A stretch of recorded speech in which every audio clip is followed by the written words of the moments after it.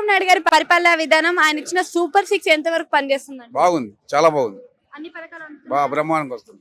Okay, దీంట్లో ముఖ్యంగా ఉచిత బస్సు గురించి చెప్పుకుంటే మరి ఉచిత బస్సు ఏ విధంగా ఉందంటారు? లేడీస్ కి చాలా మంచిది, బాగా బెనిఫిట్ ఉంది. అంటే చాలా కొట్టుకుంటున్నారు, గొడవలు అవుతున్నాయి అంటున్నారు. ఇవన్నీ సహజంగా ఉంటాయి, ఎప్పుడైనా బాగానే ఉంది.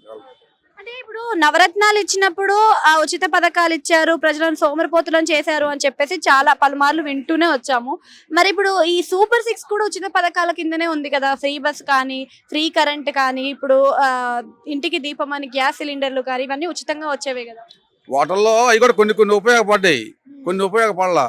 ఏది అన్ని ఉపయోగపడుతున్నాయి, అందరికి బాగుంది. అంటే ఇప్పుడు నవరత్నాలలో మీకు నచ్చిందా లేకపోతే సూపర్ 6 విధానం నచ్చిందంటారా? వాటర్లో కొన్ని కొన్ని బాగుండే, అవి కూడా ఏది అన్ని బాగుండే, బాగుంది. తల్లికి వందనం అనే ఒక పథకాన్ని తీసుకుని అమ్మఒడి దాన్ని తల్లికి వందనం చేశారు కదా, ఇంటికి 13,000 అని చెప్పేసి మునుపు ఉన్న గవర్నమెంట్ లో ఉంది. ఇప్పుడున్న గవర్నమెంట్ లో ఇంట్లో ఎంతమంది విద్యార్థులు ఉంటే అంతమందికి 13,000 అని అన్నారు.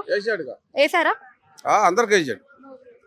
మరి రాజధాని విషయానికి వస్తే రాజధాని అయిపోయే అవకాశాలు ఉన్నాయంటారు ఈసారి? 2027 కంపల్సరీగా అయిపోద్ది రాజధాని, అయిపోద్ది.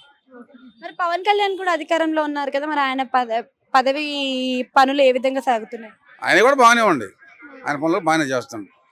బాగా విడిపోయే అవకాశాలు ఏమైనా ఉన్నాయా లేకపోతే కలిసే ఉంటారంటారా? ఇప్పటికైతే బాగానే ఉంది, తర్వాత మరి ఇంకెట్లా ఉండేది అనేది